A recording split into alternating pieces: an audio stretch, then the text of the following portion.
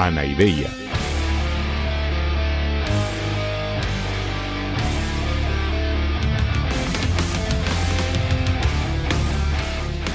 Podcast cínico de divulgación filosófica.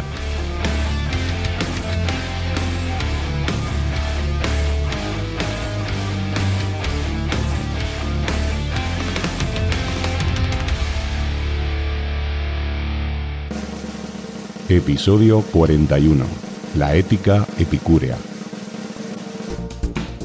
En el menú de hoy os traigo los siguientes platos. Empezaremos definiendo qué quiere decir el hedonismo. Hablaremos del hedonismo cirenaico y después del hedonismo epicúreo. Analizaremos los tipos de placeres que existen según el epicureísmo. Hablaremos también de los principales tipos de dolor. Y finalmente hablaremos de la doctrina del tetrafármacon, que es una síntesis de toda su ética. Así que, como decía Jack el Destripador, vayamos por partes.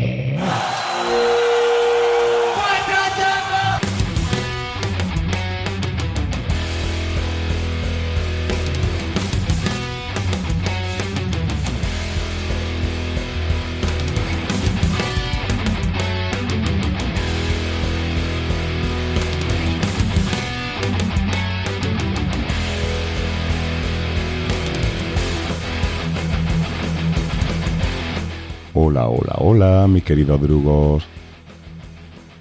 Bueno, ya sabemos que en general en las escuelas helenísticas y desde luego en el epicureísmo en particular, la ética es el núcleo de toda la reflexión. Y también sabemos que, igual que en Aristóteles y en cierto sentido también como los estoicos, la ética es un saber práctico cuyo objetivo es ayudarnos a ser felices. Las diferencias están entonces en cómo concibe cada escuela la felicidad y en cómo considera que puede conseguirse. Lo que nos propone Epicuro es lo que en filosofía se denomina hedonismo. Esto es otro palabra de estos que no me gusta transmitiros, pero que es un término que creo que es conveniente que conozcáis, puesto que se trata de un término que se utiliza para describir muchísimos sistemas éticos, incluso algunos sistemas éticos contemporáneos. Y además que es muy sencillo. En griego, hedoné significa placer, con lo que en filosofía hedonismo consiste en la identificación o la consideración de que hay una relación íntima entre el placer y la felicidad. Es decir, que las teorías hedonistas son aquellas que entienden que la felicidad tiene que ver con disfrutar de los placeres que nos da la vida o con el bienestar. Y a partir de esta concepción general, pues después existen diferentes manifestaciones o diferentes formulaciones, ya digo, a lo largo de toda la historia.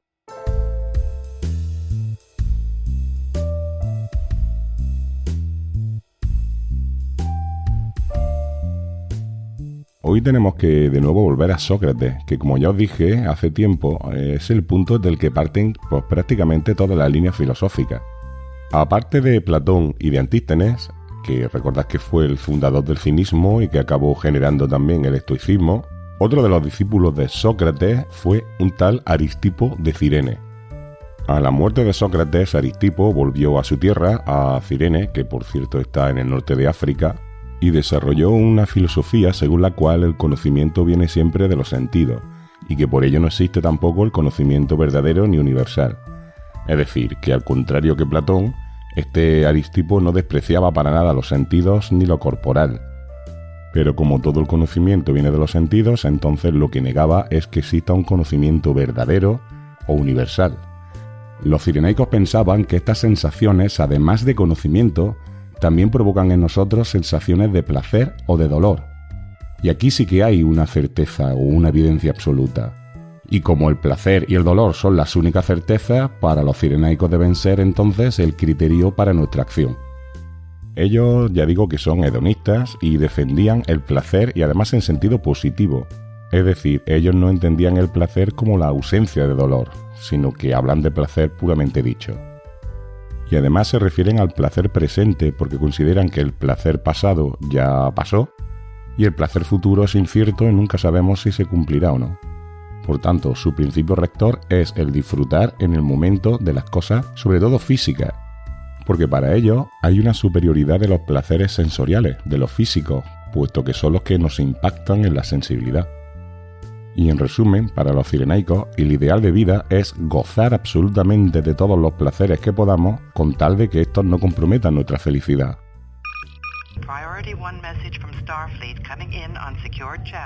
Uy, sí parece que tenemos ya llamada de la Enterprise. Solicito permiso para hablar. Permiso concedido, señor Spock. Me ha llamado la atención el hecho de que todas esas características del hedonismo cirenaico ya las había escuchado referidas a los epicúreos. Pues sí, señor Spock. De hecho, es un error muy frecuente. Se suele pensar que todo esto que he expuesto es la base de la doctrina epicúrea. Y sin embargo, esto no es así para nada. Se trata más bien de una versión manipulada de la doctrina de Epicuro para impugnarla más fácilmente. No comprendo.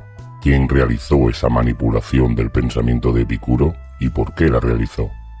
Pues a ver, señor Spock, quién es bastante evidente, porque como ya hemos visto, y veremos con más detenimiento, los padres fundadores de la Iglesia cristiana adoptaron la filosofía neoplatónica, y así se convirtieron en una alternativa intelectual seria que pudiera competir de tú a tú con las élites intelectuales del Imperio Romano, que eran los filósofos justamente. Sobre todo ya vimos que eran filósofos estoicos, pero también epicúreos. O sea que esta simplificación del hedonismo epicúreos a términos básicamente cirenaicos es parte de esta lucha por la hegemonía intelectual de Roma. Es decir, que seguramente los filósofos cristianos, que además eran herederos de Platón, despreciaban todo lo que tuviera que ver con los placeres, especialmente con los placeres sensoriales, que consideraban como una aberración. Y cuando esta línea de pensamiento neoplatónico cristiana se fue consolidando, pues se dedicaron a atacar a los epicúreos acusándolos de ser una especie de viciosos consagrados al vino y al sexo. La parodia típica que suele hacerse del epicureísmo es que su modelo de felicidad es el de un cerdo en una charca de fango. Y en realidad todo esto ni siquiera sería justo achacárselo a los cirenaicos, pero bueno, al menos los cirenaicos sí que defendían el placer físico como camino a la felicidad. Pero es que los epicúreos poco o nada tenían que ver con esta imagen que se transmitió de ellos y que por cierto sigue permaneciendo hoy día vigente. Comprendo. Es algo similar a la falacia del hombre de paja. Se crea una imagen falsa y distorsionada de aquello que se quiere criticar y a continuación se pone de relieve su inconsistencia. Pues sí, señor Spock, básicamente es ese esquema. Pero en este caso es todavía más civilino porque no es que se esté inventando una imagen distorsionada del epicureísmo, sino que se le están atribuyendo a esta escuela argumentos propios de otra diferente, de otra más antigua y menos elaborada del hedonismo. ¿Y cuáles son las diferencias entre ambas escuelas? Pues para empezar, lo que ya he dicho, los epicúreos son muy posteriores. Pensad que Aristipo de Cirene era contemporáneo de Antístenes o de Platón, mientras que Epicuro, digamos que es de la generación siguiente. Y en lo concreto, los cirenaicos hablaban de placer y de dolor como polos opuestos y no concedían ningún valor al estado intermedio. Y en cambio Epicuro lo que buscaba sobre todo es la ausencia del dolor más que el placer propiamente dicho. Es decir, que para Epicuro lo importante es simplemente mitigar el sufrimiento. Todos los demás placeres son secundarios e incluso pueden perturbarnos. Y además, los cirenaicos solo se interesaban por el placer inmediato. Pero sobre todo la diferencia más importante es que para los cirenaicos, como acabamos de ver, los placeres superiores son los placeres físicos respecto a los espirituales. Y respecto a los dolores, lo mismo, pero al revés. De hecho, en los epicúreos hay que tener en cuenta que cuando hablemos de dolor, no solo nos vamos a referir a lo físico, sino en general a cualquier tipo de sufrimiento o de malestar. Tenedlo en cuenta porque no iré haciendo la diferencia cada vez. En definitiva, mientras que los cirenaicos proponían una vida basada en el placer físico, gozado con lo más intensamente que se pueda y en el momento más rápido que se pueda, los epicúreos entienden que la vía de acceso para la felicidad no es el placer positivo y menos aún el sensorial, sino realmente la ausencia de dolor o de sufrimiento. Para ellos, lo más importante es la serenidad, la paz espiritual, la famosa ataraxia, que es en definitiva lo que iban buscando todas estas escuelas helenísticas. Para ellos, cualquier cosa que pueda perturbar esta paz espiritual es negativa, incluyendo, entre ellas, los placeres positivos y especialmente los físicos. O sea que la imagen que se ha extendido a los epicúreos es totalmente distorsionada.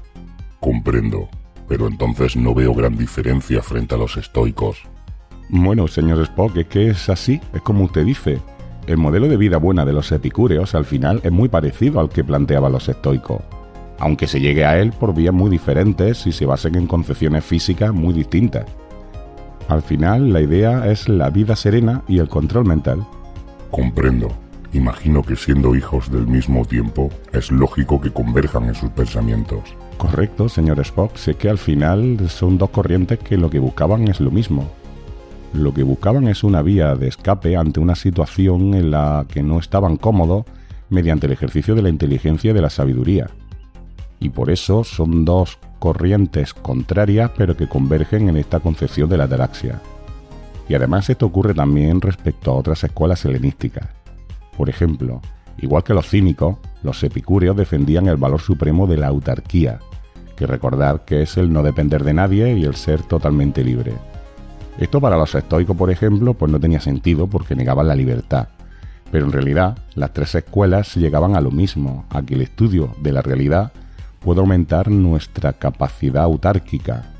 Para los estoicos porque podemos adaptarnos mejor al logos universal. Y para los epicúreos, igual que para los cínicos, porque el estudio proporciona una paz de espíritu que puede alejarnos, en el caso de los epicúreos, de los miedos que nos perturban, y porque nos hace conscientes de que la vía del sabio es el de la habitación consciente e inteligente de los sufrimientos.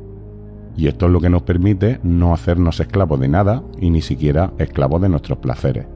Pero usted está hablando de evitación del sufrimiento y de paz espiritual. ¿Por qué se trata pues de un hedonismo? Bueno, es que para Epicuro el principio de placer se define como la evitación del dolor. Para él el mal está en el dolor y el bien en la evitación de este dolor. No comprendo. ¿Solo considera placentero la evitación del sufrimiento? Bueno, a ver, es que para Epicuro también hay placeres en sí mismos, placeres positivos, pero no es lo que buscaba de manera prioritaria.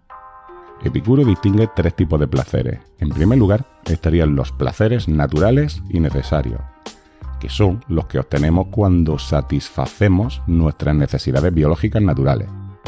Por ejemplo, comer cuando tienes hambre o abrigarte cuando tienes frío. Estos son placeres porque evitan un sufrimiento, que supongo que todos estaremos de acuerdo que tener hambre o tener frío son sufrimientos. Y por tanto, cuando comes teniendo hambre o cuando te acercas al fuego teniendo frío, obtienes una sensación de placer. Y este tipo de placer es un placer natural y necesario, ya digo. Y para Epicuro, este tipo de placeres naturales y necesarios son los que más hay que buscar y son los que más contribuyen a la felicidad. De hecho, son los únicos necesarios para ser feliz. Y además, él justifica esto diciendo que los sufrimientos que eliminan son muy perturbadores y en cambio, estos placeres en sí mismos no nos perturban en absoluto, sino que más bien nos ayudan a restaurar el equilibrio que hemos perdido por esos dolores. El segundo tipo de placeres son los naturales pero no necesarios, que son los que agregan un plus de sensaciones positivas a esos placeres naturales necesarios de los que hemos hablado. Por ejemplo, comer algo delicioso o vestirse a la moda o con lujo son placeres innecesarios. Producen sensaciones agradables, pero no son necesarias esas sensaciones. Y al contrario de lo que se suele pensar, Epicuro consideraba que estos placeres son muy peligrosos, puesto que nos pueden perturbar y desequilibrarnos. Podemos disfrutar de estos placeres innecesarios, pero siempre con mucha mesura y mucha precaución. Por ejemplo, comer para saciar el hambre, ya digo que es un placer necesario y nos causa felicidad. Pero comer en exceso, si no lo controlamos, puede provocarnos trastornos que perturbarán nuestra felicidad. Y además, recuerde usted, señor Spock, que todo esto está planteado en función de la autarquía, de la libertad personal. Y para Epicuro, de nada nos serviría liberarnos de nuestros sufrimientos si al final acabamos siendo esclavos de nuestros placeres. En definitiva, mientras menos necesitemos, más libres seremos. Viste, boludo. Estos tipos epicúreos sí que decían algunas cosas con sentido. Hola, Diógenes. Bueno, sí, la verdad es que en esto los epicúreos estaban bastante de acuerdo con vosotros, los cínicos. Sí, y también decían que les importaba una chota la política, el poder y todas esas macanas. Eran gente decente. Sí, bueno, justamente me quedaba por explicar el tercer tipo de placeres que decía Epicuro que eran los no naturales y no necesarios. Estos placeres decía que son males en sí mismos, puesto que solo proporcionan perturbación y por tanto hay que huir siempre de ellos. Y entre estos placeres, efectivamente, estaría la participación en política, es decir, el placer de intentar sentirse poderoso. Y también estaría, por ejemplo, la acumulación de riquezas y otros vicios, en este caso, de ese estilo. Para Epicuro todo esto disipa al hombre y lo pone en función de otras cosas, con lo cual se pierde toda posibilidad de autarquía y de felicidad.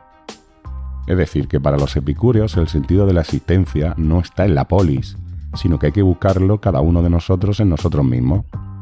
Y esto no significa, por cierto, estar aislados. Por supuesto, ya sabéis que para ellos la amistad y la relación entre personas es súper importante. Lo que significa no es estar aislado, ni renunciar a vivir en comunidad. Simplemente supone aceptar que lo que nos hace personas no es la sociedad, sino que somos nosotros mismos. ¡Bravo! Estos epicúreos lo vieron mucho mejor que los chamones estoicos. Qué pena que no fueran capaces de enviar totalmente al pedo a los dioses. Bueno, Diógenes, de eso vamos a hablar luego. Déjame acabar de explicarle al señor Spock lo que le estaba diciendo y después trato ese tema. ¡Ay, la lora! Pero si tenés aquí al pibe extraño de las orejas de burro. Entonces ya marcho. Pero quiero hacerle antes una advertencia a los que nos están escuchando. Bueno, pues tú dirás. Che, boludo, vos que me escuchás, no te suscribás a este podcast, que te estará jodiendo cada vez que publique contenidos nuevos. Y no hace falta que le estés dando like o haciendo comentarios. Todo eso hará que este podcast esté mejor posicionado y llegue a más gente. Y no queremos que este gallego pelotudo se dé más aire de lo que ya tiene. Y pasá de seguirlo en redes sociales, tanto en Instagram como en Twitter y sobre todo en TikTok, donde no para de joder con sus vídeos pedantes.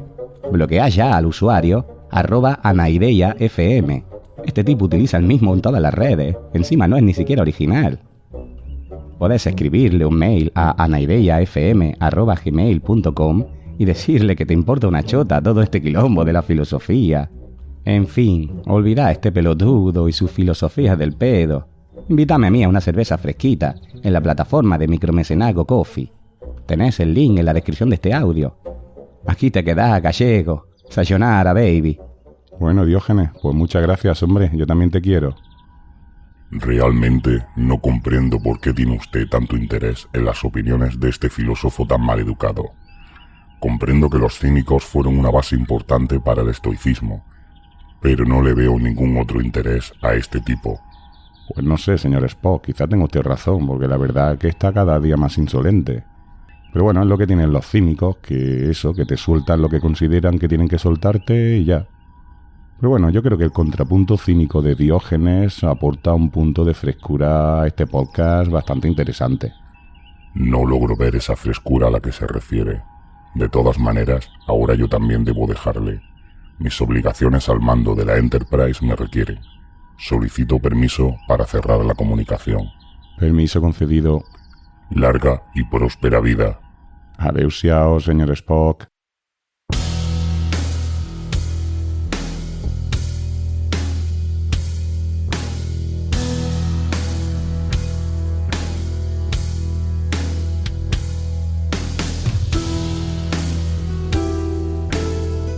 Ya hemos hablado del placer físico, pero también hay que tener en cuenta la existencia obvia del dolor físico y de la perturbación que nos puede provocar.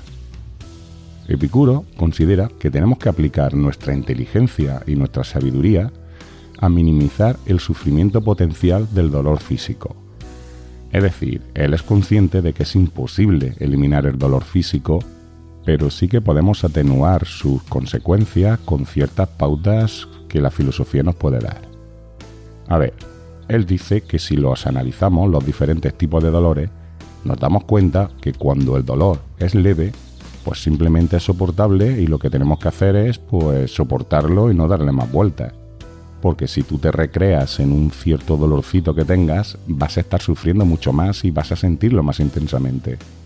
Sin embargo, si el dolor no es un dolor leve, sino que es un dolor fuerte, pues entonces dice Epicuro que lo que conviene es recordar y darte cuenta que el dolor fuerte dura poco. No hay un dolor fuerte que sea muy duradero y por tanto lo que hay que concentrarse es en no estar dándole vueltas y esperar que pase y ya está. Y cuando el dolor es terrible, cuando el dolor es extremo, pues sabemos que conduce a la muerte y que con ella se acabará. Por tanto, dice Epicuro, no es inteligente, no tiene sentido preocuparnos o tener miedo al dolor, porque esa preocupación o ese miedo nos causa normalmente más sufrimiento que el propio dolor en sí. Por tanto, la actitud del sabio es la de despreocuparse de este dolor, la de no estar dándole vueltas al dolor físico porque ya digo que no tiene sentido ninguno. También, dice Epicuro, es muy absurdo el miedo a la muerte, porque como vimos en su Física, la muerte supone simplemente la disgregación de la materia en sus átomos constitutivos, y por ello es también la disgregación de la conciencia. Y así, con la muerte, pues se acaba también el dolor y se acaba también el placer.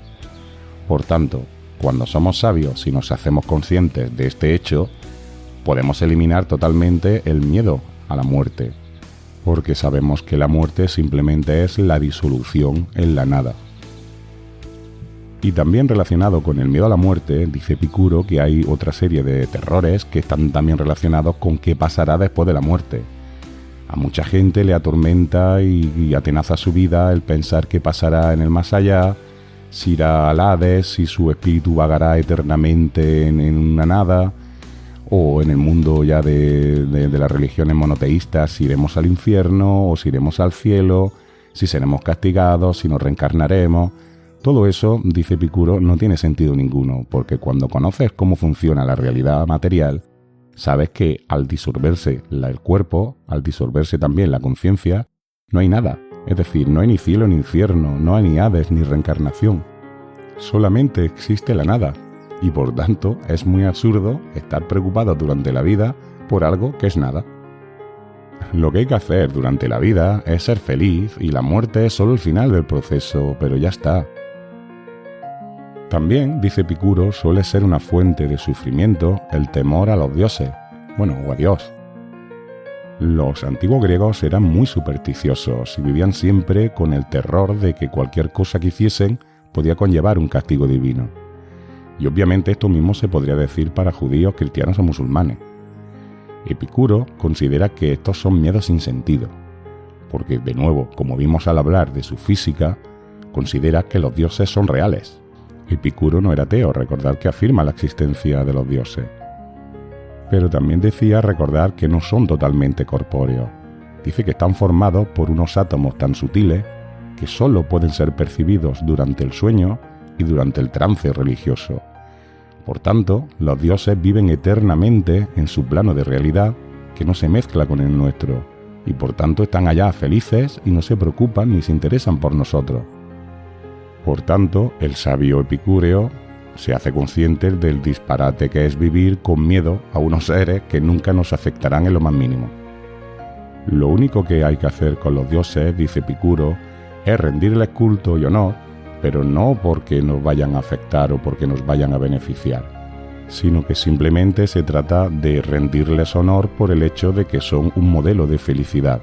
Los dioses viven como todos deberíamos aspirar a vivir, pero aparte de eso no nos afectan para nada.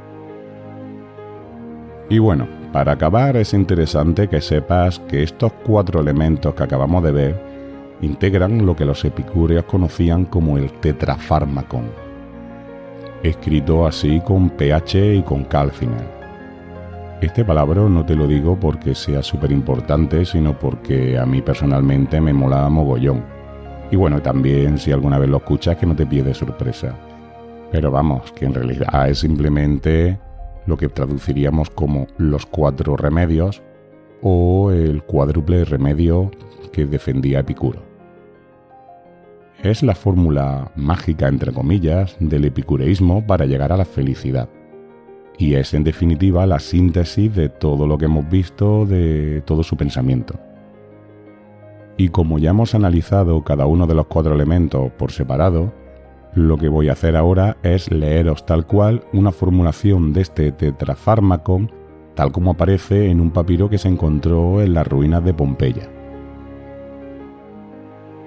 No temas a los dioses. no te preocupes por la muerte. Lo que es bueno es fácil de conseguir. Lo que es terrible es fácil de soportar. Si nos hacemos cargo de estos 4 principios, dice Epicuro que podemos llegar a disfrutar de verdad de la vida sin que nadie ni nada nos perturbe en nuestra felicidad, en nuestra ataraxia. Esta formulación del tetrafármaco ya digo que se encontró en Pompeya, porque como ya expliqué en el programa anterior, el epicureísmo tuvo una segunda vida muy importante en la antigua Roma, sobre todo en la Roma imperial. El epicureísmo siempre estuvo ahí haciéndole la competencia al estoicismo. De hecho, ya me referí que uno de los autores epicúreos más importantes de toda la historia es Lucrecio. Es ya de la época imperial y tiene una obra que es maravillosa, que os recomiendo que si podéis le echéis un vistazo, que se llama De Rerum Natura, o sobre la naturaleza de las cosas. Es una obra única en la historia de la humanidad porque que yo recuerde es el único tratado de filosofía y de ciencia escrito en verso. Está escrito como la Eneida, por ejemplo, está escrito en verso rítmico, en hexámetros dactílicos, pero en lugar de hablarnos de proezas, de héroes o de dioses, nos habla de criterios de evidencia, de átomos y de cómo llegar a ser felices. Yo digo que es una pasada, y aunque no sea una obra básica, sencillita para empezar, si alguna vez lo tenéis a vuestro alcance, os recomiendo que le echéis un vistazo. Y bueno, acabamos aquí con los epicúreos, que es la segunda gran escuela del pensamiento helenístico, y en el próximo episodio ya cerraremos también el ciclo de la filosofía helenística y también la primera temporada de Anaideia Podcast. Por cierto que para sacar durante el verano estoy preparando algunos contenidos extras del podcast. Por ejemplo, una de las cosas que estoy preparando es un episodio de preguntas y respuestas de los oyentes. Así que si tienes cualquier duda, alguna cosa que no te haya quedado clara o lo que tú quieras comentarme, me lo puedes enviar al mail del podcast, a anaideiafm@gmail.com. Y me lo puedes enviar tanto por escrito, como también me puedes enviar algún audio con la pregunta y así lo pondré directamente en el podcast. Así que si tienes alguna cosa que comentarme, tú mismo o tú misma serás protagonista de uno de los episodios especiales. Y ahora sí, con esto y un bizcocho, hasta el martes a las 8. Cuando me muera, echadme a los perros. Ya estoy acostumbrado. Sí, échenlo ya a los perros, por favor.